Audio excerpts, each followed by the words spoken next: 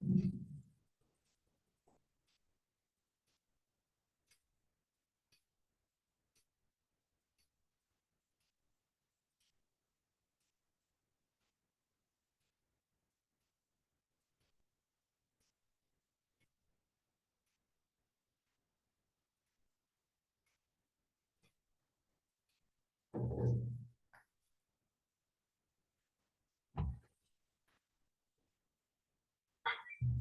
the recording now. हाँ yes sir, हाँ हाँ हाँ Okay.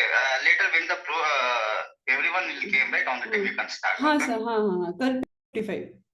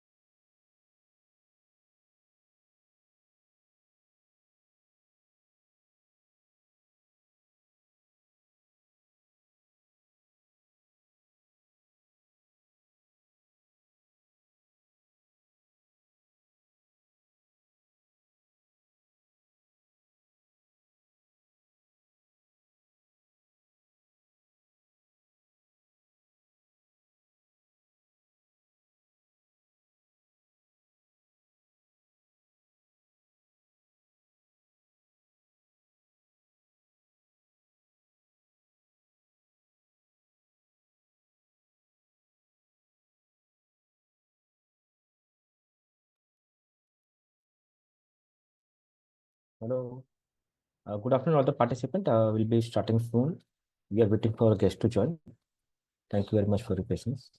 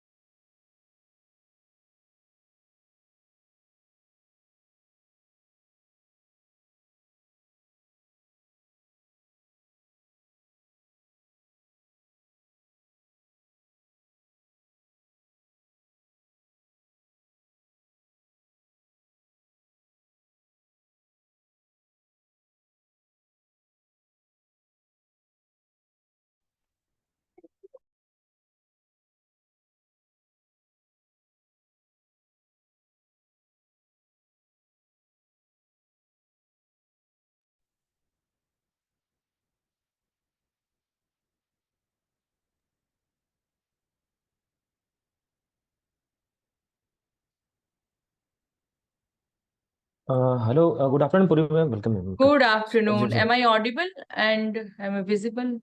Okay. yes, maybe audible vision. Madam, we have Dr. Rajesh, the principal at Soundarya College of Law. Hello. Hello, madam. Namaskar. Welcome. Namaskar. Namaskar. Madam, can we begin the program? Yes, sure, definitely. Pranita, can you rename ma'am's name because it's showing mine? Oh, So- okay. I was wondering why two Kalpesh Gupta is there. Yes.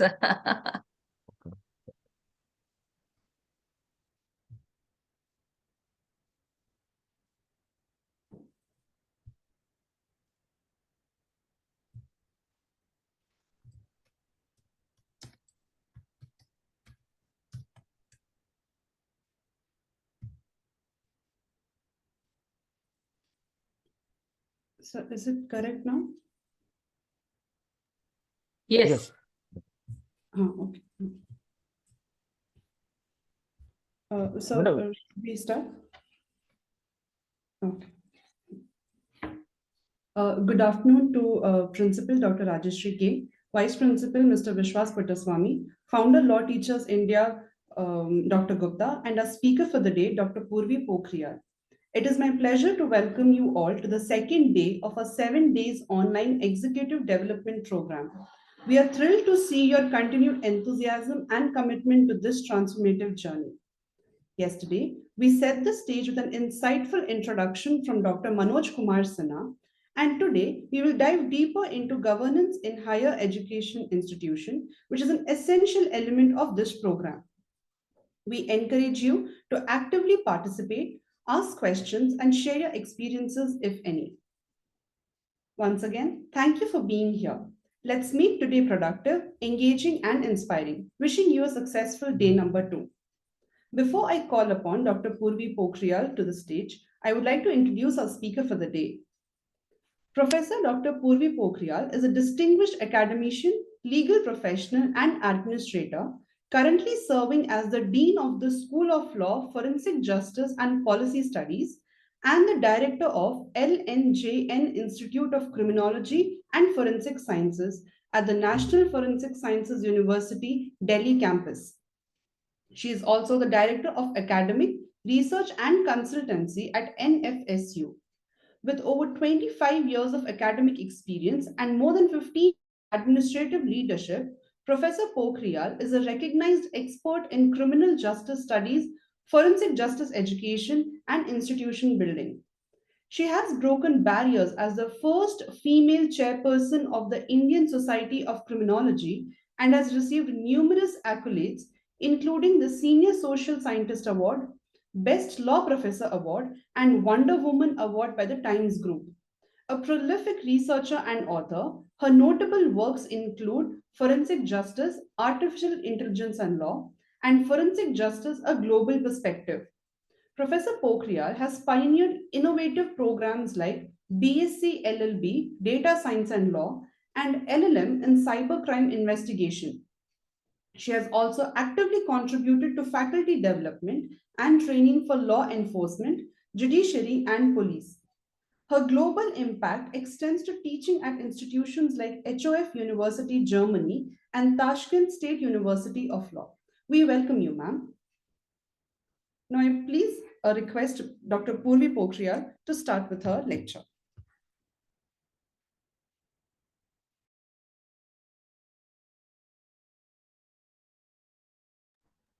Hello, am I audible? Yes, ma'am, you're audible. Okay. So at the outset, very all of you and wishing you all a very happy Makar Sankranti. And I'm so glad that on this auspicious day, there are people who are greatly interested in this area. They are the great leaders of the higher education institutions, and I feel that when it comes to Indian higher education, its future is very bright because on the holy day, on the auspicious day, I think this is the day which is being celebrated in all the states.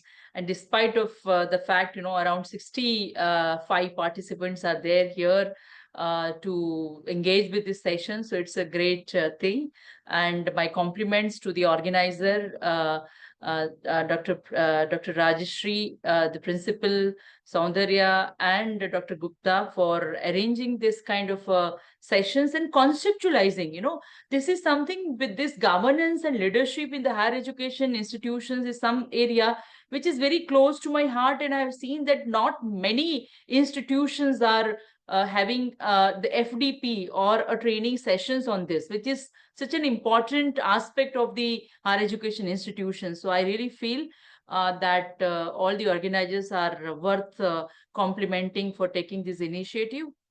Now, when we talk about the governance and leadership in higher education institution, and especially in the at the juncture when the Indian higher education is at the crossroad, I definitely feel that the kind of initiatives, the kind of changes and transformation that is being witnessed by the Indian academic institutions, it's great.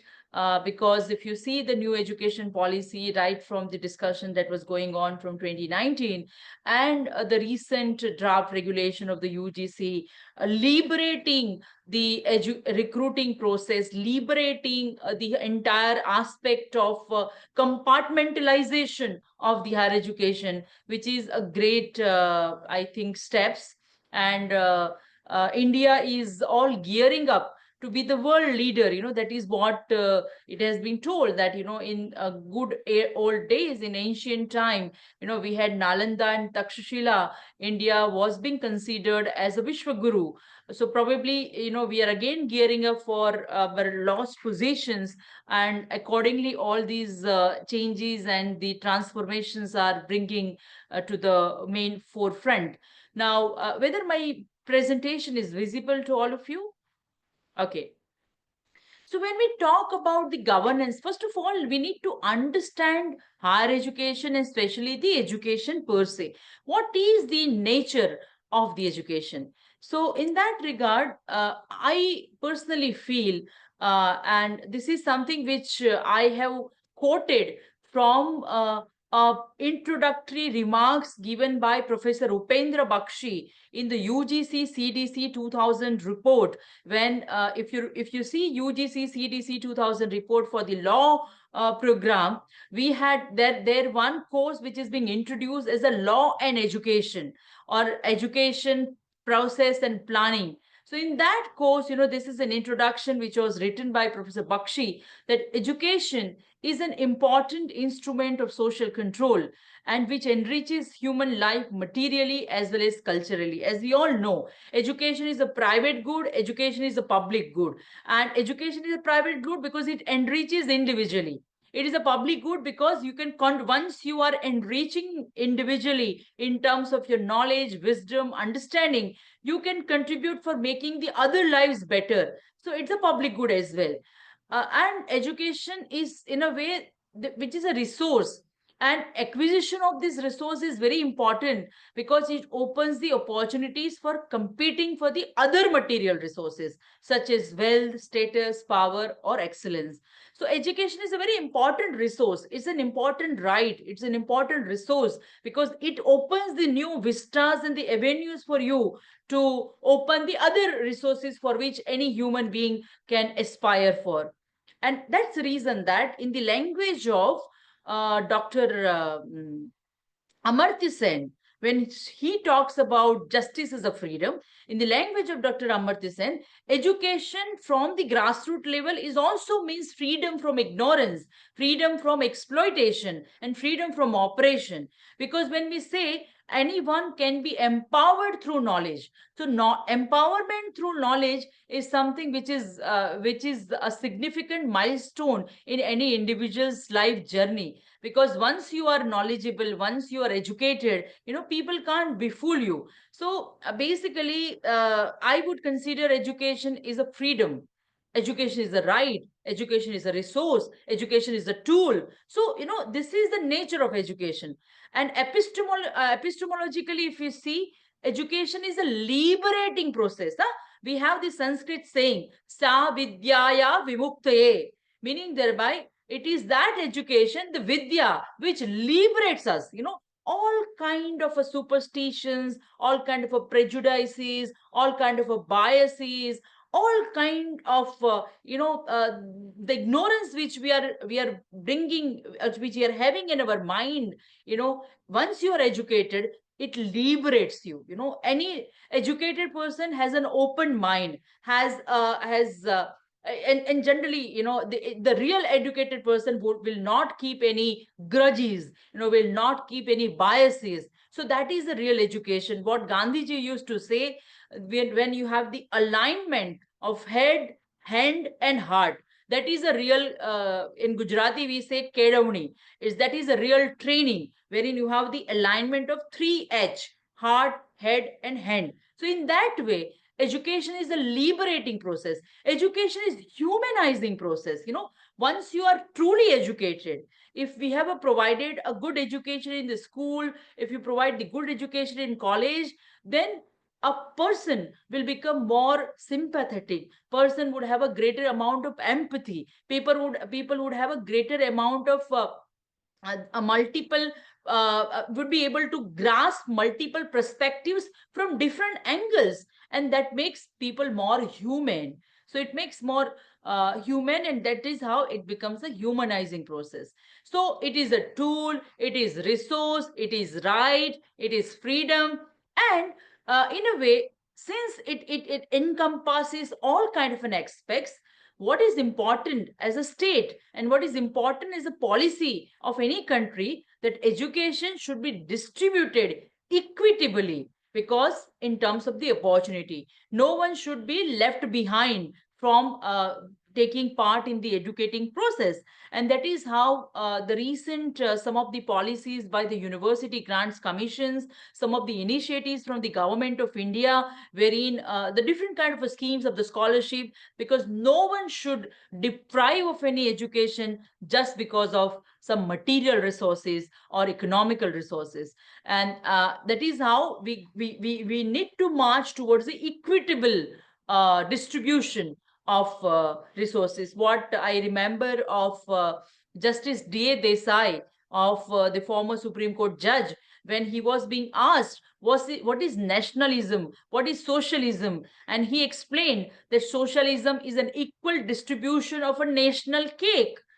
Likewise, when we talk about the education also, there should be an equitable distribution. Then only a nation can grow and we can become a real, in real terms, the Vishwa Guru. And that's the reason that how I look at it, education is a finite opportunity amidst infinite possibilities. There are infinite possibilities, and we need to find out the finite opportunity. That is the resource which we call as an education. So what we have seen in the first slide is the nature of education. And now if someone asks someone to define What is education? Education is a process through which a society transmits its culture, values, beliefs, knowledge, skills, and regenerate new dimensions of each one of them at a regular interval. Because you know what, me and you, I mean, what was being taught to us as a type of culture, values, and belief before 50 years, that the nuanced understanding, the regeneration of that understanding that we are supposed to transmit to the next generation after 30 years, 40 years, 50 years. So it's all about transmission of culture, values, belief, and these values get changed over a generation to generation, over decades to the other decades. And we are regenerating a nuanced understanding and dimension of each one of them. And we are transmitting, we are passing, we are engaging. That is what a real sense education is. So if you look at table, then you can say that education is virtually anything and everything that influences a person throughout his or her life. And because it's not something I can get educated only through the formal school education. I can get educated by observing people, by meeting people, by engaging with different kind of an activity. So the formal and informal education, that gap diminishes. And nowadays, most of you must be aware, we have a concept of open school. No, there is a big number of parents, even in India, they don't prefer to send their schools to the kids. I mean, they don't prefer to send their kids to the school. They said, they will learn at home. That's what I mean, there are 2 or 3 or group of parents, they engage with the different children, and then they decide that they will teach them the values, the skills, the understanding about different things surrounding them.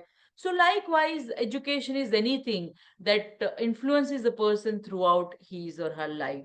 And that is how UGC, in its UGC Commission report in 2012, is very rightly pointed out that higher education is a very important sector for growth and development, for human resources, which can take responsibility for social, economic, and scientific development. Because education is that pillar which virtually affects all the pillar of national growth and development. If it affects the social life, it affects the economic life, it affects the further material life of the state, because material life can be further generated through a lot of scientific development and innovation. So what we are, those who are associated with the higher education institutions or education institutions, what we are, basically, we are a nation building fraternity. We build the nation. That's what Chanakya also told, right? I mean, as that Chanakya's quote is that, the future of the nation is getting cultivated in my classroom. That is what the quote of a teacher. So individually, we may form a committees, but as a together, all the institutions, the education institutions, we all are creating nation, because the social, economic, political, cultural life of any nation depends upon the higher education institutions.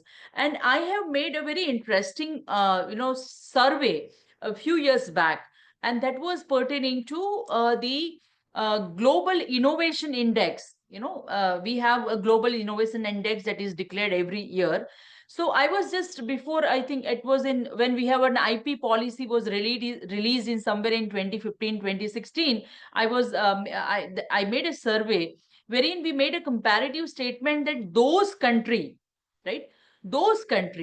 who has a greater patent filing,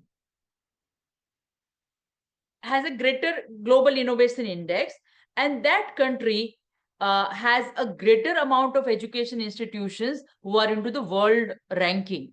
So global innovation index, your patenting, your research, and your education, they all are quite closely linked. And that is how, look at China, why China, why Japan, why US, these are the highest, these are the countries which have a highest number of innovations, highest number of patents, and that is how it is being very well reflected in the ranking of their education institutions also. So, I mean, that is how I look at the education institutions fraternity as a nation building fraternity. Now, when we talk about higher education in India, now coming to the Indian higher education, so I'm very happy to share, and some of you may be aware, that India is education capital of the world. We have the highest number of universities in the world. We have 5,300 and no, I'm so sorry. We have 5,350 universities, and I'm sorry, there's some kind of a problem in the figure. I think there's some change while typing the PPT. Just a minute. Yeah. But we have the highest number of universities, and this is the 5,000. This is the education institutions putting together all the colleges which are affiliated. It becomes this much. I mean, there's some problem in the number while I was typing this thing. I'll just get it corrected. But yes, we are the highest in terms of the universities in the world. We have 43.3 million students which are enrolled in the higher education institutions, meaning thereby in the graduation and post-graduation putting together 43.3 million students with 58,000 institutions. That includes the colleges, affiliated colleges. And if you look at the institutions, we have 54 central, 416 state universities, 125 deemed to be university, 361 private university, and 159 institution of importance. So India is emerging as a greater education hub for the world. The only thing that what we have to gear it up is about the quality of the education that we are preparing, the quality of the research that we are generating, and the quality of engagement in terms of the student productivity. That is what we have to work for. And this is how, this, I think Dr. Gupta is, is greatly involved in the Startup India movement also. And, how do we cultivate original, critical and creative thinking amongst the students, and how do we throw the problem statement to the students, not necessarily engineering students. It could be any students from any discipline, any branch. You showcase the problem to them and ask them to find out the solutions with some kind of a creative thought process in the group, collaborating with the students of different disciplines. And we have seen that there are some of the amazing ideas that has come forward, and that is how probably we can cultivate this innovations and innovative ability amongst the students. Now, if we talk about these higher education institutions in India, there are three paradigms of the higher education institutions. I mean, all the universities or all the colleges or all the education institutions can be divided into three categories. The first category, what we call, is an ad hoc paradigm. Ad hoc paradigm is, there is a college or there is a university who are imparting education, but then they are doing this thing in a very routine manner. They are not reflecting upon what they are doing, what is the impact of their teaching, their learning, what they are doing, for what they do exist, what is the vision, where do they want, where they would like to go, what do they really want to do with their students. Nothing. They are just opening a college. It's like an opening of a shop. And then they are said, we are offering BSc degree, we are offering BA, BCom, and then this is a very standard curriculum. There is not much thought process. Kahin se curriculum utha ke copy kar diya. And then they are, hiring some teachers here and there in a most economical way. And then they are just teaching, and they are largely the degree distributing institutions, not merely imparting education per se. So they work in a very ad hoc paradigm, and that's called the non-reflective nature of the institutions. Then the second category of the institution, unfortunately in India, if we divide the education institutions, most of the institutions, almost 65% of the institutions in India falls within the first category. And that is how we are creating, we are creating pool of graduates who are unemployed. If you look at the future of jobs report by World Economic Forum, or if we are reading the report of Ernst and Young and FICCI, all the report, they all say that almost 79% of the engineering that we are producing, they are non-employable. They have the problem with their finding out the jobs and all these things, because they have the degree. They have the competency, but they have not developed the capabilities which is required to do a particular job or to get some kind of an employment. So most of the universities in India, that what we have seen is the first category, non-reflective, just a degree distributing institutions. The second category is called a reproductive. They follow the skilled paradigm. So you must have seen the education institutions, they give their advertisement that oh, come to our college, hum itna placement dete hai, our students getting this much of package, and they are doing this, that. So they are focusing on the output. Ki, acha, if you come to my college, and they are giving some kind of an some kind of a temptation. They are alluring the students by giving some kind of hopes and dreams that if you come to my institutions, we will give that kind of an education which will fetch you a job. And yes, they may be doing something, they may be working on this development of the skills of the students, they are working very hard to collaborate with the industry, and then they call the industry people, they take the input from the industry, they also see to it that whether students are properly trained or not. But their ultimate ultimate objective of that these kind of an university and colleges is to give the job to the students, meaning thereby they are the placement agencies. If you want a job, you come to my university, I'll give you the job. And most of the learners, most of the people in India, they go to the university to get the job.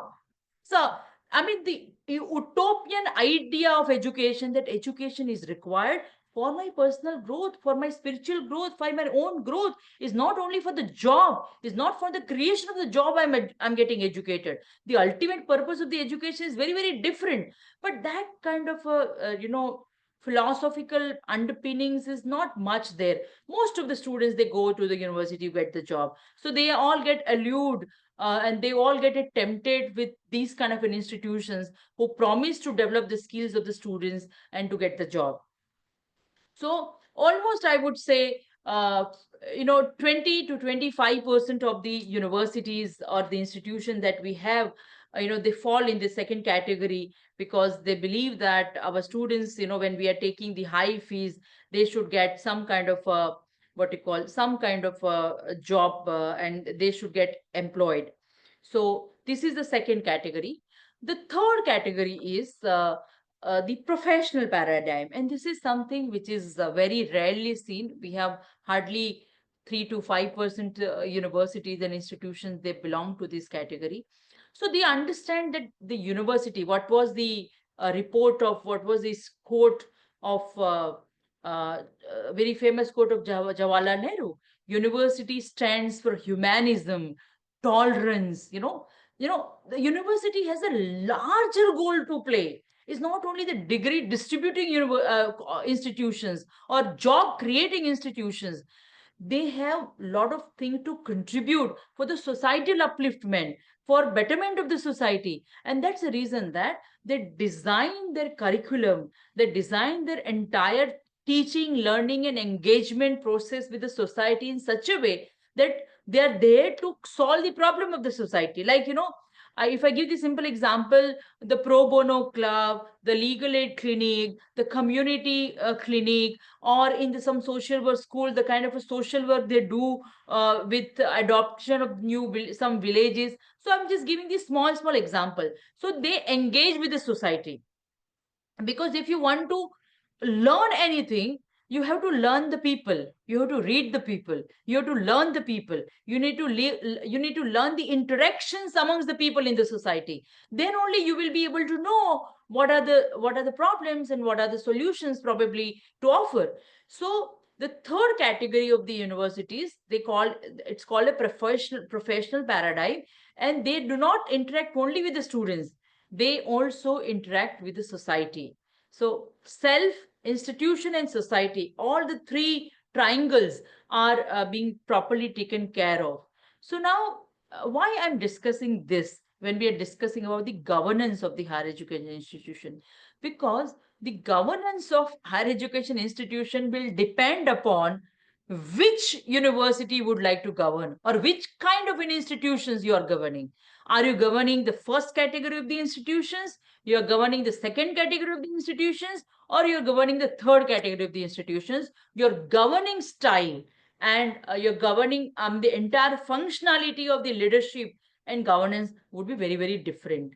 And that is the reason we have to ask ourselves कि मेरी college है, मेरी institution है, that belong to which category.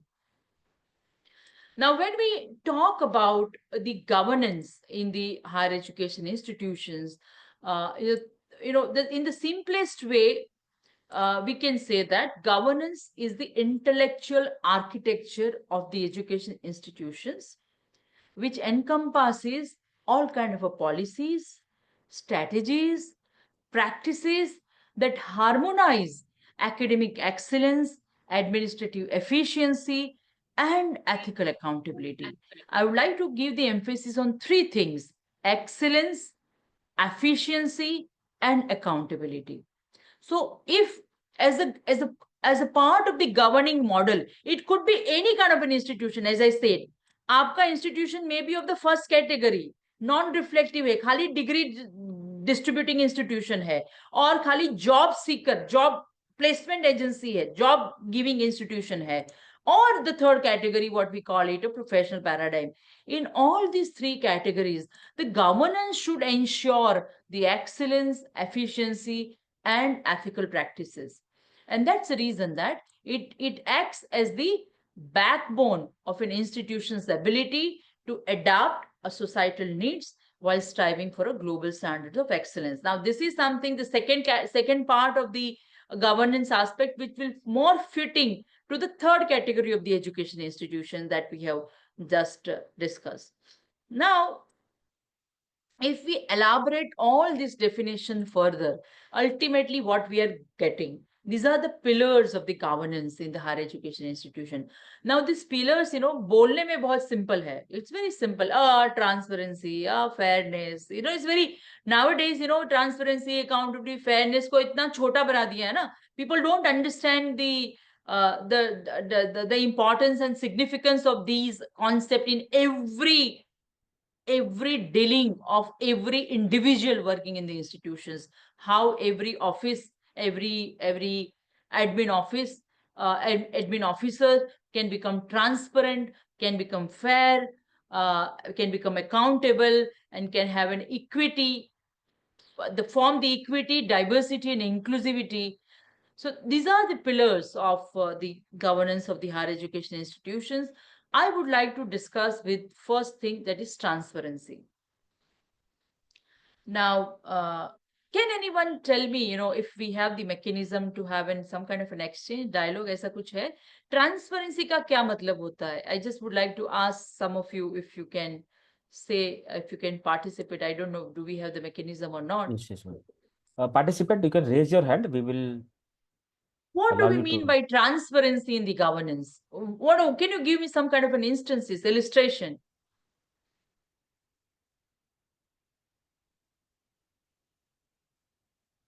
Yes, any participant, you can raise hand. 1 second.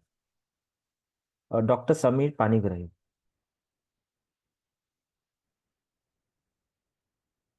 Yes, please. Please unmute him, Monisha.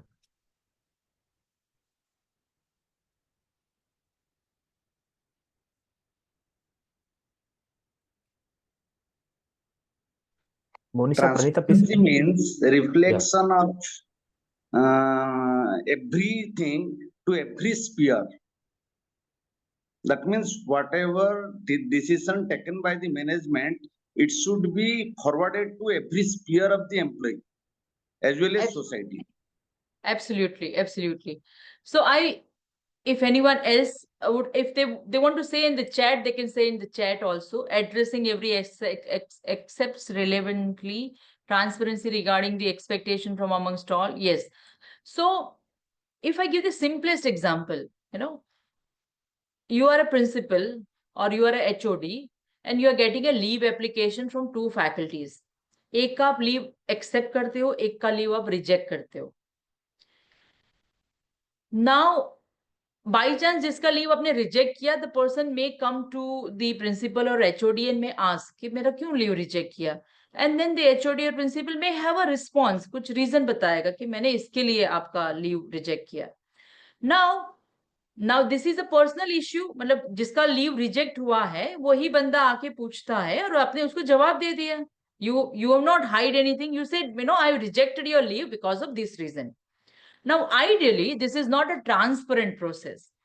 Why it is not transparent process? Can anyone tell me?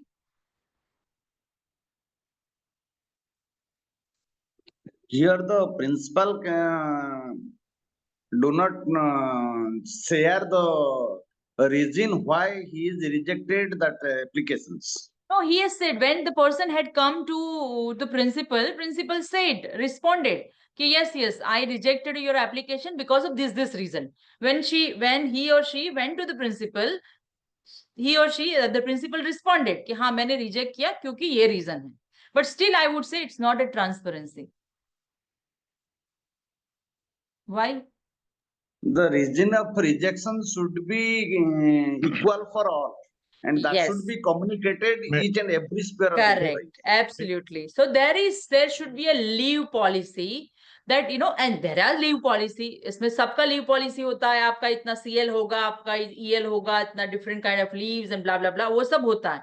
But then, suppose if you have to apply for a leave, a casual leave, ideally in these circumstances, you have to apply for 3 days in advance or 1 week in advance or whatever, और किस हालत में आपका leave reject किया जाएगा, in which circumstances your leave would be accepted, everything, all aspects, the decision making process of the leader, what are the parameters, what are the criteria, what are the yardsticks and the benchmark should be crystal clear in his mind, in his or her mind, and that should be well documented, and this document to be well circulated to all the faculties and the staff, not only sharing the document, but then there should be an orientation of all the staff and the faculty on that document कि ये document का ये मतलब होता है. Not only orientation, but after the session, if they want to ask any questions, if they want some kind of a clarifications, they want to have some kind of issues, they should be free to ask these questions, and then they should be properly responded. And then you circulate that policy. Then it's called the transparent process. Every aspect of your every action of any work of the administration, that action would be guided on what parameters, what basis. Everything should be reduced into writing. It should be well documented. It should be well reasoned, well circulated, well explained. And then only you can take any decision. That's called transparency. I have seen the education institutions जहाँ पे एक faculty को पता नहीं होता दूसरी faculty को कितना salary मिलता है. I mean, the order of the faculty member is not shared with all the faculty members because they have a different kind of what you call salary structure or whatever. So, see, we have all kind of practices in all the higher education institutions. But what I'm discussing today in the governance part, which is an ideal governance wherein these kind of things do exist. Transparency. Every aspect should be completely transparent, should be well documented, should be well informed, well explained, and access to all this information at any given point in time. So either it should be available on the website, or it should be given in the form of some kind of a booklet, or should be there in some intranet, whatever. The access of these information, because there may be multiple policies and multiple circulars and multiple notification, there should we have a proper access is something which is important. The second is fairness. Now, what is fairness? Now, when we say there is a transparency, there is a fairness. What is fairness? Can someone give the example of fairness?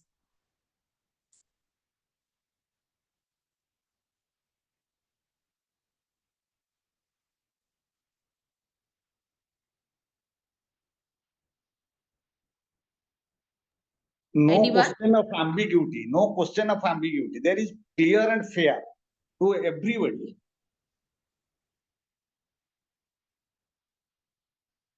Okay. No ambiguity. Okay. But can some example? Madam, my view, fairness means for the same action, the response should be the same. For example, if the two applicants, like we talked about the leave application, if two of them have applied for leave, then in that case, if the nature of request is the same, they should be granted the same, say whether leave to one or to not to other, it should be same. Similarly, whenever such situations arise, the same policy should be followed. That is the discretionary power of the administrator should be restricted to that extent. Thank you, ma'am. Very good. Very good. So, fairness is in the simplest language, in the simplest form, it's called absence of any kind of an arbitrariness. So when said the absence of arbitrariness means absence of discretionary power, wherein it is something wherein you are not looking at you are completely unbiased. You are not coming. You are not looking at that friend, the person who is asking me a leave. She is my friend, or he is my friend, or he is known to me, he is my relative. So let me.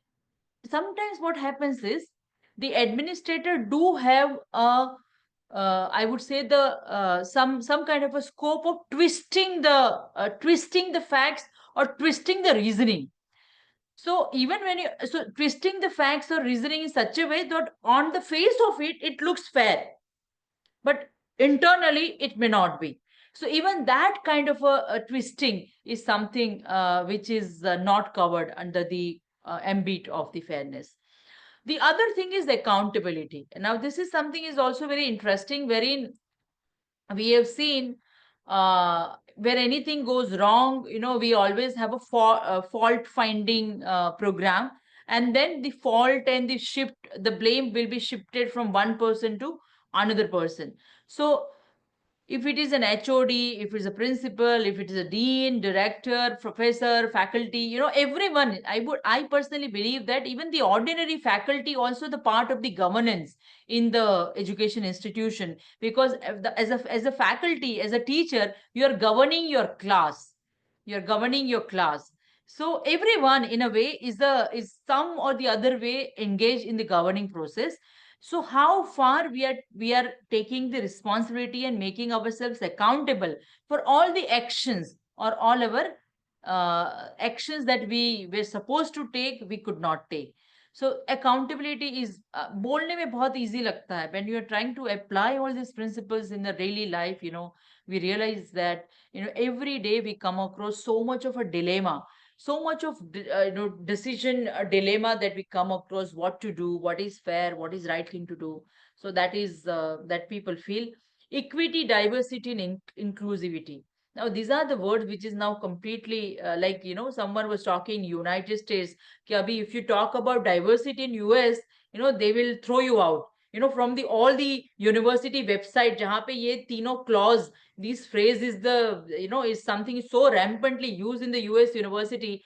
If you use diversity, your grant would be stopped. That is the kind of an era that has come after. That's what people say after the new elect president. Whatever, we are not getting into this, but the question is that how do we maintain the diverse set of teachers, diverse set of learners, and because at the end of the day, when you talk about equity is not equality. No, you cannot establish equity unless and until you do not have an inclusive practices.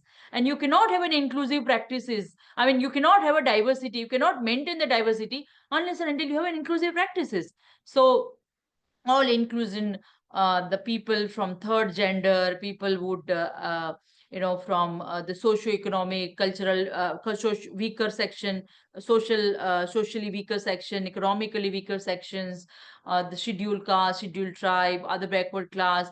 For that, we have in the UGC, it's called Equal Opportunity Commission or Equal Opportunity Cell. That is basically was being established as a part of the inclusive practices that is to be established in all the education institutions. So this is also something which is very, very crucial. And I would say not in terms of the governance, but even the governance of the class. Suppose हमारे class में 60 बच्चे हैं. As a teacher, I'm also the governing my class. Now in my class there are 60 students, and naturally I will have an affinity, or I would like to be, I mean, I like those students who are very clever, who are very punctual, who come to the class on time, who are very, and they are intelligent. But then what about those who are suffering from some kind of an intellectual disability? They may be weak learners, or they may be the people, they may not be weak, but they are the people who are not able to focus on their studies due to one or the other reasons. Their genes, they are not responsible for it. Their genes are responsible. Their surroundings are responsible. So there are a lot of, now, when we talk about inclusivity, it has not remained to only SC, ST, OBC, or physically challenged people, or the third gender. It is reached to the level now. क्या करे उसके gene की deficiency है, क्या करे उसके there is one family wherein they are staying joint family. There is one family which is a nuclear family. There is one family, children coming from the single parent family. Now all the surroundings are so different, and the surrounding, really shape the personality and the habits of the particular child. Now how do we distinguish? I mean, how do you give an equal treatment? They are being shaped by different environment, so they need to be treated differently. So diversity aaj na is restricted not only to certain class of people. It is expanded to a great extent. I was talking to one professor from London, from some UK university, and he was telling that जो आपका जो form भरते हैं ना application का, admission का, तो जैसे in India में we have just started male, female and third gender, 3 category होती है. They said we have 39 categories to name about gender. Male, female, third gender, bisexual. I am a male but would like to known as a female. I am a female but would like to. I'm not bisexual but would like to be known as male. And likewise, there are some 39 categories. The drop-down menu that they have introduced, and that is, they said, this is the sign of our inclusivity. This is how we think for our learners. So my point over here is that equity, diversity, inclusivity, it requires greater amount of deliberations, greater amount of understanding, a very wide vision, a very wide and liberating thought process, and then you establish practices accordingly. And the last two is regulatory compliances. As a matter of fact, all the universities largely as being established by either the Act of the Parliament, if it is Central University, or the State Act, or the Private University Act, or the Common Act, or the deemed to be university regulations, So whatever your parent document, your UGC Act, your own University Act, if you are running the courses like pharmacy, law, engineering, then AICTE, Pharmacy Council of India, Bar Council of India, all the regulatory practices, how far you are trying to fulfill those norms. That's also the part of the governance, because ultimately those who are sitting in the different way, I mean, and as a different authority in the education institutions, they are supposed to observe all the regulatory norms. That is something which is, and then national vision. There should be an institutional vision where I would like to take the institution and where the nation is going. Like, I may have my institution vision that I am the kind of a person who would only like to give a super specialization, and I don't believe in the interdisciplinarity. Suppose, there could be a management, there could be a leader, there could be a vice chancellor who may think like that. But then where the nation is going, if the nation is talking about, if the national education policy, UGC, all the norms are talking about interdisciplinarity, I cannot have my isolated vision. So your institutional vision is need to be aligned with the national vision. So these are the pillars of the governance in the higher education institution. Now, another aspect, ये सब करने के लिए what do we need? These are the pillars, ये principles है, ये आपको करना है. But then what do we need? The first and the foremost thing is this, your organizational structure or organogram. I have seen इतना complex और इतना chaotic structure होता है. I've seen university, the university has a president, university is a vice president, university is a vice chancellor, university is a pro vice chancellor, university is a provost, university is a registrar. There are so many heads and they don't know who is reporting to whom. And, then all kind of an ego clashes and all kind of, internal things that happen. So the first thing for the better governance is that your organizational structure and the organogram, who is reporting whom, who is working under who is subordinate to whom, the entire, right from what we say in the governance, prime minister to peon. Likewise, from vice chancellor to the MTS, the multitasking staff or your peon, everyone is under what structure? Generally, I have seen that जब governance की बात आती है ना, तो वो जो governance organogram बनता है ना, तो वो डीन तक आके छूट जाता है या एचओडी तक चला जाता है. फिर एचओडी के नीचे फैकल्टी होती है, बस वहां से खत्म हो जाता है. I would say the inclusive governance and organogram structure is that wherein even your patawala, even your driver, even your clerk, your assistants, what is their role, where under whom they are working, they should also be reflected in the larger structure because they are also the part of your family. They are the part of your organization. Your college, your university. So they should also be feel belonging with that that structure, and they also should be reflected. So first and the foremost is the organizational structure. The second aspect which is required is that echoing the stakeholder expectation. Now,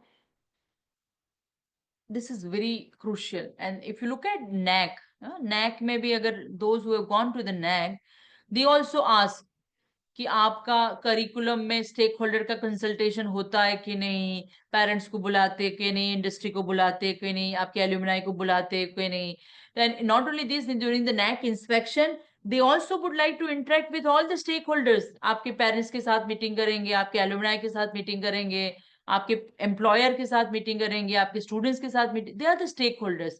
So now I've seen most of the universities, ये सब NAC आने वाला होता है, उसके एक साल पहले चालू करते हैं, not as a part of their governance structure.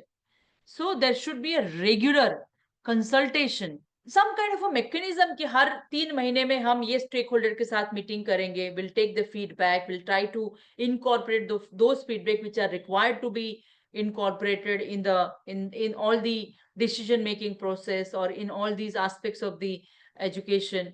So which should be the part of your governing style, not just for the requirement of the NAC, which is a very important aspect. And then rule of law. अभी ये भी बहुत interesting है कि आपका जो act है, मतलब if you are a university, central university, you have an act, or a state university, you have an act, और private university है तो private university का act होता है. If you're a deemed to be university, there are deemed to be university का regulation है. So whether you are adhering to the parent document through which you have taken a birth, वो जैसे ना अपनी माँ की बात मानते हो कि नहीं, जिस माँ ने आपको जन्म दिया, whether are you obeying them or not. So like whether I've seen so many university, उसके act में जो लिखा है उसके contrary they are taking the decisions. So adhering to all the relevant statutory documents, that could be acts, that could be regulations, that could be ordinance, statutes, bylaws, is something which is very important. Along with this, कभी कभी ऐसा भी होता है कि आपका regulation में violet constitution का पार्ट 3 ऑल फंडामेंटल राइट्स, तो स्टैट्यूट बनते बनते बन गया, but then if any of your statutes or regulations ordinance are violating any of the fundamental rights, then you have to immediately, you may take a contrary decision than your statute if it is violating. No one should be waiting, or you should not be waiting for someone to go to the court and challenge your statute or challenge your ordinance or bylaws, that this particular bylaws or a statute is violating part 3 of the Constitution of India, that is the fundamental rights, and that's the reason that it is to be declared null and void. Uske liye wait karne ki zarurat nahi hai. And the most important thing, along with this, is rule of law. जो लिखा है वही पढ़ने का और वही follow करने का. Whatever is written in statute, in ordinances, in notifications, circular, bylaws, whatever. Because what happens, it happens like us as an Indian mentality, na? कि when any law is to be made, no, we made the fantastic laws. क्योंकि जब law बनाना होता है ना, तब हम implement भी करना है वो नहीं सोचते. जब हम law बनाते हैं ना, then we get engrossed in the process of making the finest of laws. But then when we have to implement the laws, then we find out a lot of difficulties. And that's the reason that what we do, we don't follow the law. We bypass the law. I mean, law in the sense here, statute, ordinance, regulation, it could be anything. So adhering to your own parent document is something here which I call is a rule of law for the organization. How are you adhering to the rule of law concept? The other aspect as a part of the governance is, as I said, you should have well-defined policies, strategies, and role clarity and expectation. जैसे आप teacher appoint हुए हो किसी college में, तो teacher से आपको क्या एक्सपेक्टेशन है? Generally in the appointment letter ना, जनरली जनरल अपॉइंटमेंट लेटर आता है. But if you have for a college and if you want teacher to do some of admin work, some of the research work, आपका हर साल इतना paper निकलना चाहिए, इतना काम करना चाहिए, आपको ये भी करना चाहिए, there should be a teacher's role document. आपको पता होगा यूजीसी का 2018 का जो डॉक्यूमेंट है 7th पे कमीशन के साथ आया, उसमें भी ये डॉक्यूमेंट है. I mean, these are the roles of the teacher. I mean, the duty of the teacher towards the student, duty of the teachers towards the university, duty of the teacher towards the stakeholders, society. इतना लंबा चौड़ा list लिखा है. The expectation should be crystal clear. The role clarity of everyone. अगर आप clerk appoint करते हो, clerk से क्या अपेक्षा है? वो क्लर्क वो जो टेबल पे बैठता है, the kind of a job that you are assigned to the clerk, what is the job specification and job description of that table? Everything should be crystal clear about the role of each one of them. And then there should be well-defined policies. Policies, I would say the leave policy, the examination policy, the teaching policy, the evaluation policy, everything. हर चीज में there is no, then only you would say the fairness and transparency. क्योंकि then only you will not be able to use your discretion. You have to go as per the policy. So well-defined policies is the best part of the governance structure. And once you have the policies, there should be an effective and clear communication network. मैंने ये भी देखा है कि इतने सारे education institution में communication का बहुत बड़ा प्रॉब्लम रहता है. What we really want to say and what the other party is understanding, the intention and receiving of that communication at times becomes very faulty. So for each and everything, the effective and clear communication network, it could be through email, through WhatsApp, through whatever the channel, but each information should reach to all the stakeholders effectively. And free flow of processes and actions. ये भी एक बहुत important चीज है कि ऐसा नहीं है कि I cannot initiate this task क्योंकि मैं तो अभी नया टीचर आया हूँ, या I am the new clerk. तो suppose the new clerk has a great idea of bringing some change in the administration, और new teacher may have a great idea, पर वो तो नया है ना, तुम कैसे बोलोगे? अगर कोई नई चीज बतानी है तो HOD बताएंगे, या तुम तो नए क्लर्क हो, तुम क्यों बताओगे? बताना है तो असिस्टेंट रजिस्ट्रार, डिप्यूटी रजिस्ट्रार बताएंगे. ये वाला जो चीज है ना, free flow of processes, free flow of actions, जिसको जो बोलना है जो करे, जिसको जिस प्रोसेस को अडॉप्ट करना है, of course after consultation and approval of everyone. But initiation should be done by everyone, that kind of a freedom and democratic environment is something which is best for the governance. And then only we will have a shared values vision, because education institution, as I said, is a nation building fraternity, as we are the nation building entity. तो उसमें कोई एक इंसान से education, खाली VC नहीं चलाता है कॉलेज को या यूनिवर्सिटी को, या खाली प्रिंसिपल नहीं चलाती है. Each one of them has a greater role. So what is a collective vision, what is a shared value, that is to be somewhere extensively discussed, deliberated, and get opinionated by every one of all the stakeholders. Then only we can create a better governance structure. That's what I believe. The other aspect, what I say is, as I said, clarity and job description of each portfolio. I just spoke about it. And then work deadline charter. वो बहुत सारे, जैसे I don't know much about the colleges, but I have seen in so many public universities ना, वो file घूमेगी नहीं एक table से दूसरे टेबल. वो ना करमचंद अपना वो ऑफिस याद आ जाता है, एक जगह से दूसरी जगह पे फाइल जाएगी नहीं. बच्चों का फी रिफंड का इश्यू नहीं होगा. I mean there lot of leave, आपने 10 दिन पहले अप्लाई की थी, आपका लीव पास ही नहीं होगा, मतलब रिजेक्शन भी नहीं होगा, एक्सेप्टेंस भी नहीं होगा. सो देयर शुड बी, जैसे सिटीजनशिप चार्टर होता है कि each grievances or each application is to be disposed of in certain manner, in certain days.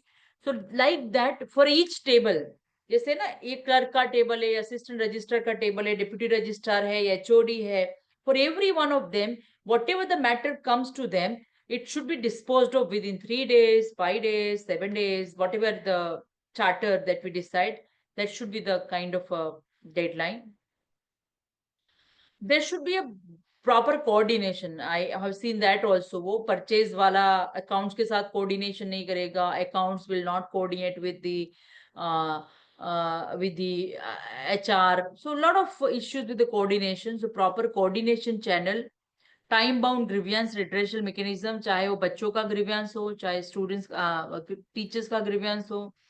And as I said, academic, administration, examination, evaluation, HR, promotion, recruitment, estate, ये सब का well defined आपका वो what you call algorithm जैसा है, chart होना चाहिए, flow chart, कि अगर आपको कोई academic program introduce करना है, what is step 1, step 2, step 3, step 4, if there are some issues with the examination, क्या उसकी policy है, किसको मिलना है. So that is the well documents, curating the documents is very important. Then only we can consider education as a service industry. We live into the era of services. आपने देखा होगा, Blinkit and Zepto के जमाने में है, जहाँ पे हर चीज हमको 5 मिनट में 10 मिनट में डिलीवर होती है. Amazon हमको 24 hours में सब चीज ला के देता है. So we live into the service industry. Education is also very important services. So how do we cater the better service and give the better user feel, the better customer feel? The students are anyway our clients and customer. How do we give the better customer satisfaction survey जो बोलते हैं? That's the reason that is a part of the better governance. Student satisfaction survey, जैसे बहुत सारी foreign university में, US में, Europe में, they are being known from the student. In their advertisement, they said, we have 98% student satisfaction survey, meaning thereby 98% of our outgoing students, the graduating students, were very happy with all our services. So ऐसा at the end of the program, 2 साल का program हो, 3 साल का program हो, on all the parameters of the governance, student satisfaction survey is to be carried out and it is to be notified. And on those parameters which students were not happy, there should be a separate meeting and some kind of a brainstorming, consultation and reflection is required. Now, all these things is a part of the governance, which I discussed. But then ultimately, it all depends upon whom. Governance kaun karega? It all depends on the leader. Because leader who will set the policies into motion, leader who would initiate the vision. So leadership plays a very, very crucial role in this thing. And that's the reason that I would say it's about the people and not about the software. Because we are not, when we are into education institutions, no, we deal with people. Like we have so many, software engineers, computer scientists, they work from home, they can work from anywhere and everywhere. We, the people were associated with the education institution, we cannot work from home. However, during the COVID time, we did try our level best, but we have seen the result, the output was not so effective because we deal with the people and we don't deal with the software. And that's the reason that the typical hierarchy structure that we have seen in a lot of software companies may not work over here. I mean, may not be very suitable over here because generally people work for whom? I mean, in the other software industry and all, people work for economic incentive or social incentive. Here, as an education institution, is not only economic and social. Largely, most of us, we become a teacher because we like to be the teacher. Meaning thereby, we believe that teaching is one of the noblest and the oldest profession of the world. So kahin na kahin humko lagta hai ki we are shaping the future of the nation. We are shaping the mindset of the people. We are shaping the thought process through my teaching learning process in the classroom. And that's the reason that the leader whom we are engaging, I mean the leader with who is governing the institutions should have that kind of a broader vision. Otherwise, as I said, the company works with the social and so what kind of leaders we have? We have, and you can correlate. All of you who read this thing would be able to correlate. There are teacher, there are leaders who is there with you, but who is not there with you. There are leaders, who will make you comfortable, and there are leaders who will not make you feel comfortable. There are leaders who will take decision immediately. There are leaders who will take his own sweet time. There are leaders who is always enthusiastic and bubbling with all kind of an energy. There are leaders who are very passive and will very discouraging. So we have all sorts of leaders, and these leaders affects greatly in the governance process. So these are the जहां पे भी वो governance weak है, जहां पे भी governance weak है, वहां पे क्या क्या issue हो सकते हैं? The issue with the leadership, that issue that comes with the trust deficit. When there is a trust deficit, it leads to the team breaking, low efficiency, low productivity, layoff, clutter, and erosion of human capital. So this is something I would say that leaders play a very vital role. And I'm not discussing the entire the presentation over here, but my point of contention over here is that as a company or as an education institutions, we need a leader who has a vision, who has a people-centric approach, who gives the people to freedom to think and execute, who provide all kind of a social, economic, and recognition.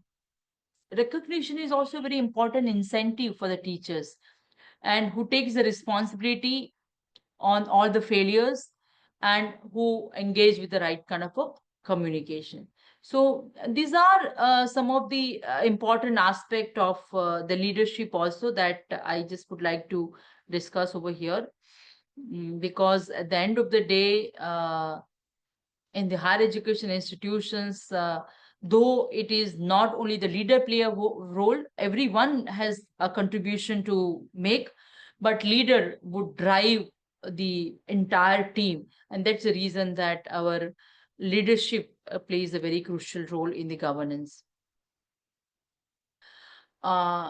I am giving some time to ask any questions. There are so many slides. I don't want to discuss this now, but I just would like to end with these, what you call quote. And those who are interested in educating process, I would request them to read a very nice book.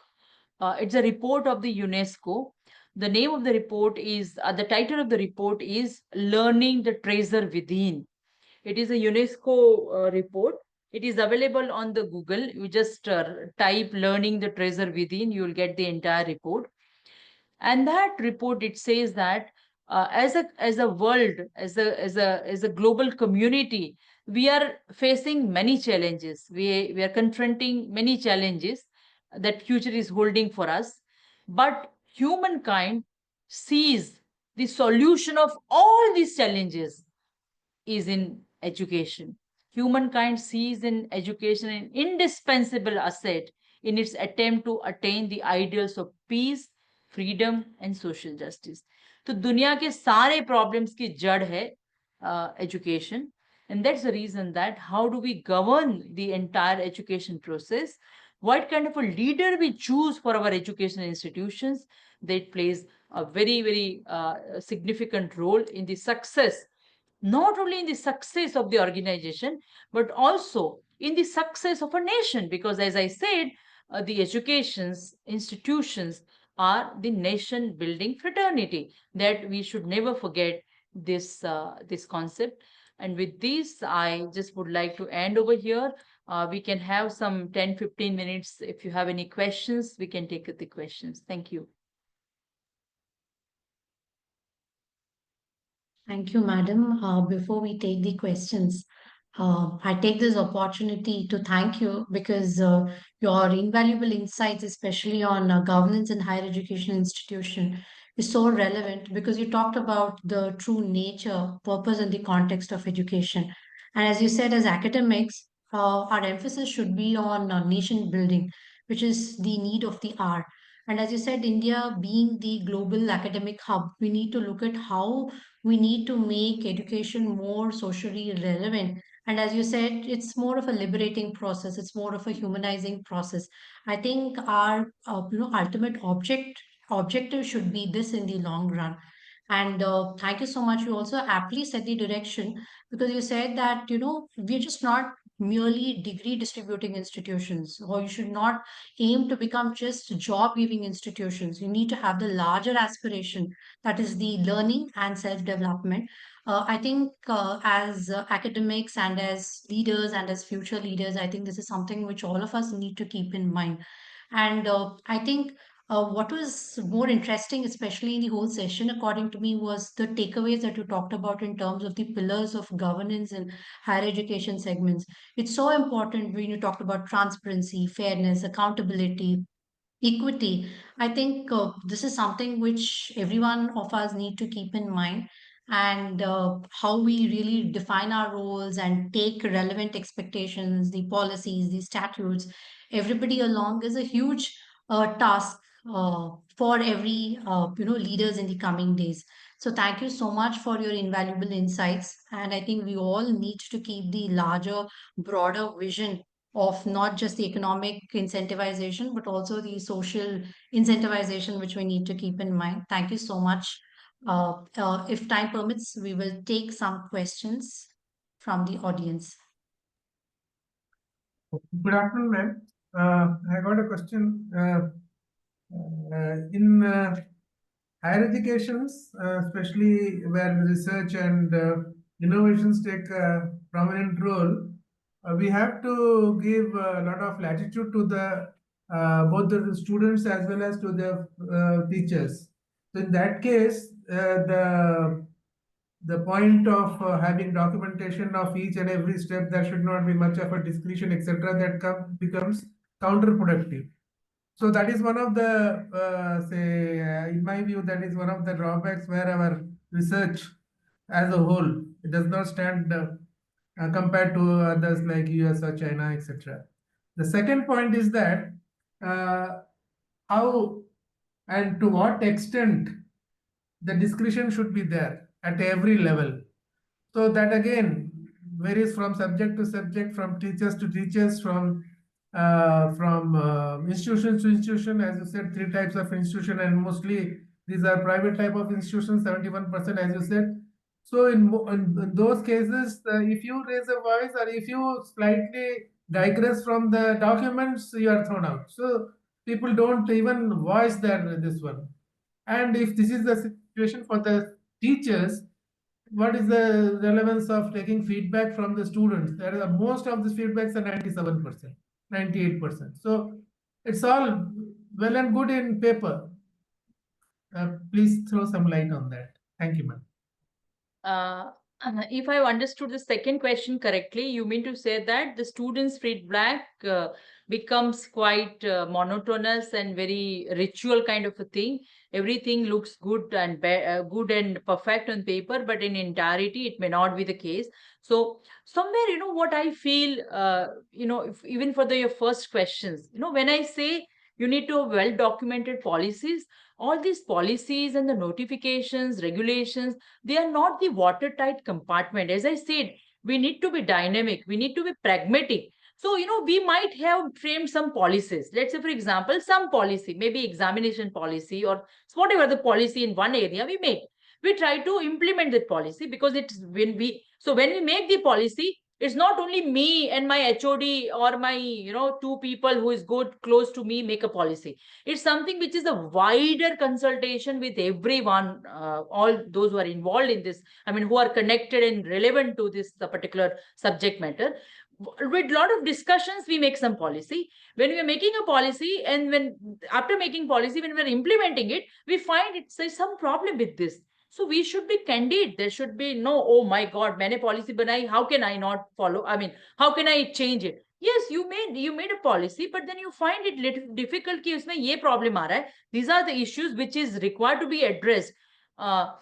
So you can again have a consultation and you can modify, you can amend the policies. So these are not watertight compartment. Over a period of time, आपने जो 2 साल पहले बनाया था, 4 साल के बाद वो irrelevant हो सकता है. You may have to, like, that's what, if you have heard this, heard the address of our Honorable Education Minister on a few days back, last week, when he was releasing the new draft regulation, he said the same thing. Whatever the norms that we have defined for the recruitment of the teachers few years back, we realized that with the changing times, we require to change. We need to be open up. कि ऐसा नहीं है कि आप, you just think of, before few years, no one could imagine कि अगर आपने math नहीं लिया तो आप engineering में कैसे जा सकते हो? Math is something which is essential to go for an engineering.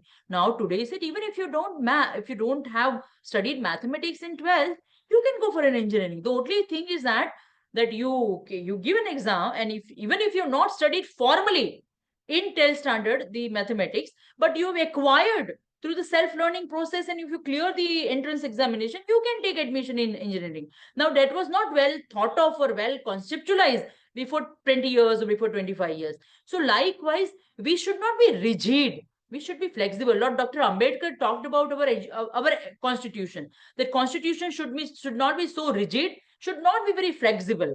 So likewise, we should have a pragmatic view. We have to change as per changing norms, but there are certain fundamental values and fundamental principles. So all our policies and documents to be tested on the touchstone of the pillars of the governance, which I discussed, the fairness, transparency, part 3 of the constitution. Now, these are the few things which cannot be compromised with any of the policies. So, and the second thing, what about the feedback? What I feel, कि हमारे यहाँ ना education institution में ज्यादा meetings में open discussion नहीं होता है. मीटिंग जनरली होती है ना, तो टीचर लीडर बोलेगा, मतलब वीसी बोलेंगे, एचओडी बोलेंगे, प्रिंसिपल बोलेंगे, डीन बोलेंगे, या हालात 2-4 लोग ऐसे कुछ बोलना है, तो there are few things. Open जो हार्ट टू हार्ट डिस्कशन है, जो कैंडिड कन्वर्सेशन बोलते हैं, वो कन्वर्सेशन नहीं होता है. And that, what we call is the very what you call superficial and very, very snobbish kind of things that time we really engage with.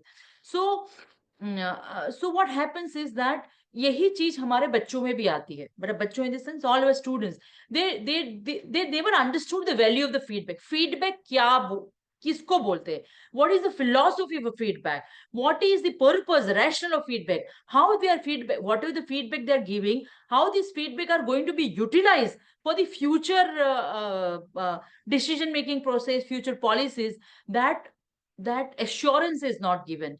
And that's the reason that वो mechanical way में से वो सब में excellent लिख देते, either on pen paper or on what you call Google form में करके.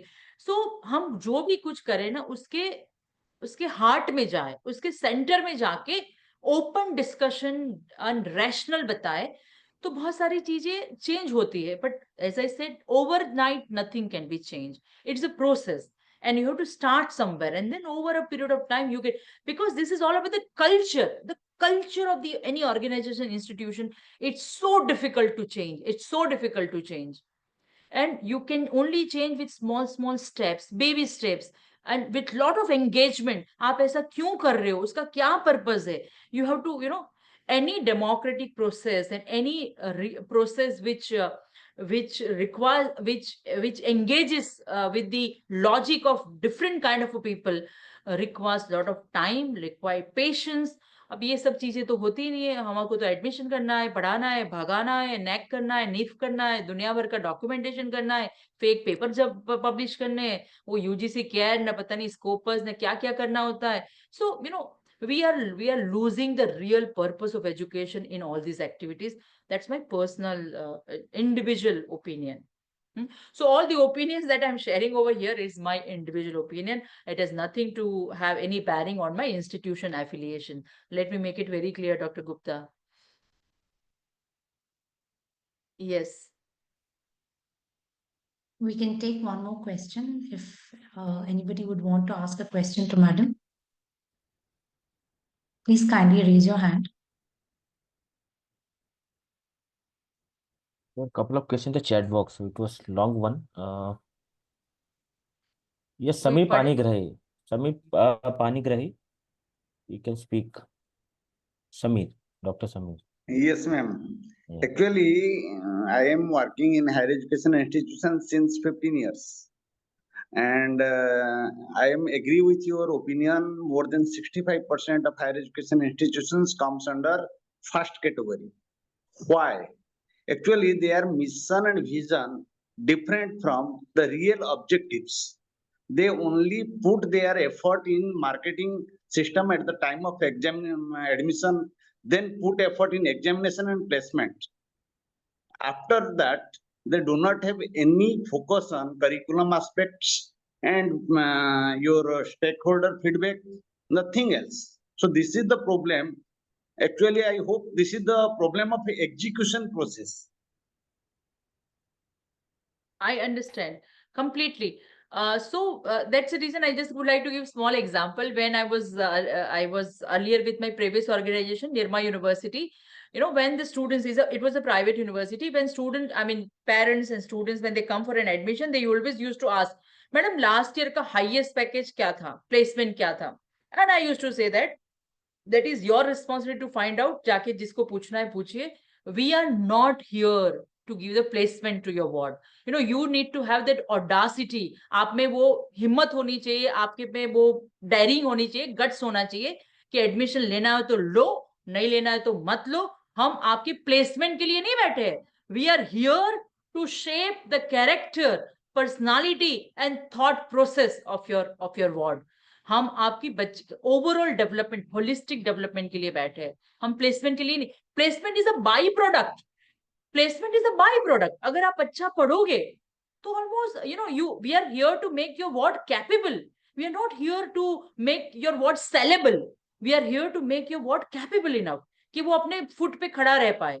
सो that kind of what you call approach the institutions should develop, and that is how the entire teaching, learning, governance process should design.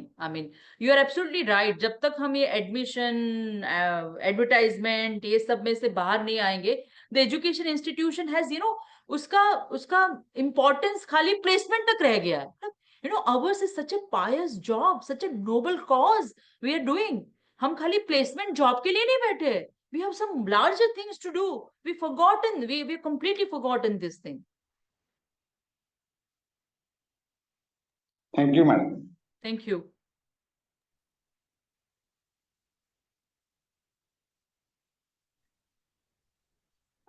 Thank you, ma'am.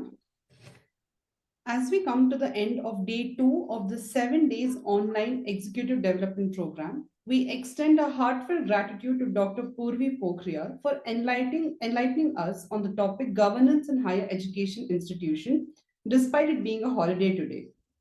To our participants, thank you for your enthusiastic participation and engagement. We will meet you again tomorrow at the same time. Thank you. Thank you all. Thank you. Thank you for Thank your you, time. madam. Thank you. Bye-bye. Thank you. Thank you. Thank you.